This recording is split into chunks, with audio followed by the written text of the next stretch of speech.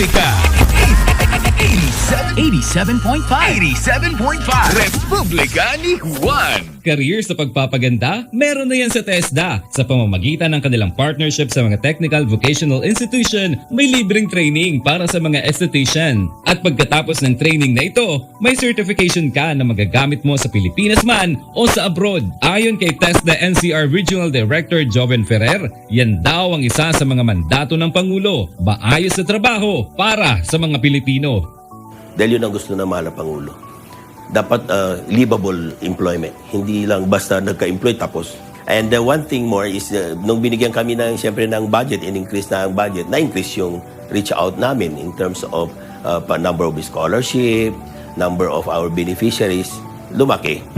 Lubos ang pagsisikap ni Pangulong Ferdinand R. Marcos Jr. na mabigyan ng mura at disenteng pabahay sa pamamagitan ng 4PH program ang manggagawang Pilipino. Natutupad niya ito dahil sa napakalaking suporta ng Pag-ibig Fund. Tuloy ang serbisyo ng Pag-ibig Fund upang makatulong sa kanyang 15 milyong membro para makabili ng bahay. Sa nakaraang taon, mahigit 100,000 ang kumuha ng housing loan sa Pag-ibig na nagkakahalaga ng 117 billion na piso. Ito ang pinakamataas ng bilang sa buong kasaysayan ng Pag-ibig. Sa bagong Pilipinas, hindi na mahirap para sa mahirap ang magkaroon ng sariling tahanan. Seamless travel sa Palawan, posible sa pamahalaang Marcos. Katuwang ang Tourism Infrastructure and Enterprise Zone Authority o TIESA sa pag-install ng modular docking facilities sa Coron at Puerto Princesa, Palawan. Ang mga modular docking facilities ay gawa sa slip-resistant at heavy-duty na mga materyales, kaya't matitiyak ang maayos at ligtas na pagsakay at pagbaba ng mga turista tungo sa iba't ibang isla. Sa nagbabagong Pilipinas, patuloy ang trabaho, patuloy ang pagbabago. Noong 2023, pinatunayan ng PEMAL ang kanilang kakayahan sa pagtugon sa 7.8 magnitude na lindol sa Turkey. Sa loob ng 21 araw na misyon, ginamot nila ang mahigit 1,000 pasyente. Ipinapakita ang tibay at malasakit ng mga Pilipino. Hindi na tayo receiving country na pag may disaster, naghihintay tayo ng tulong. Baliktad na. Tayo na ngayon ang pumupunta sa ibang bansa. Bawat buhay ay mahalaga sa Administrasyong Marcos. Kaya makakaasa ang bawat Pilipino na kaagapay nyo ang pamahalaan sa bago ninyong simula. Simula nang pumasok ang administrasyon ni Pangulong Ferdinand R. Marcos Jr., higit 3 bilyong pisong halaga ng produktong may kaugnayan sa smuggling at hoarding ang nasabat ng pambansang pulisya.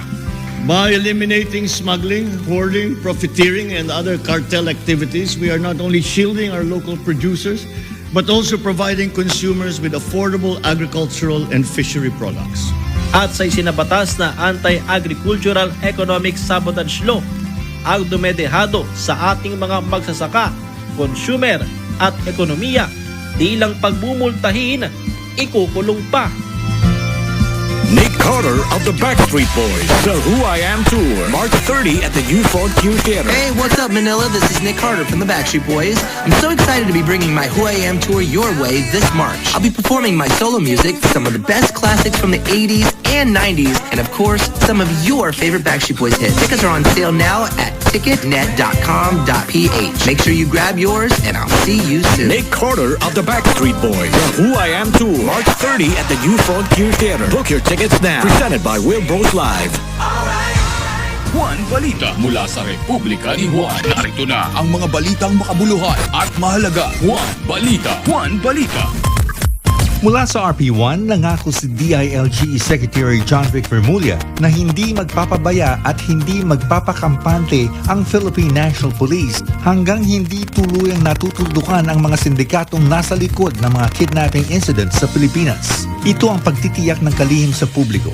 Dagdag pa niya, merong angkop na kakayahan at kagamitan ng PNP upang habulin ang mga kriminal na ito.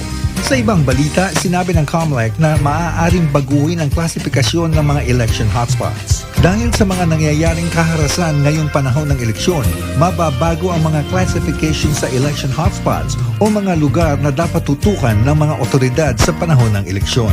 Merong 4 na klasifikasyon ng security concern. Ito ay green, ibig sabihin mapayapa at maaring tumaas sa yellow, orange o kaya naman red.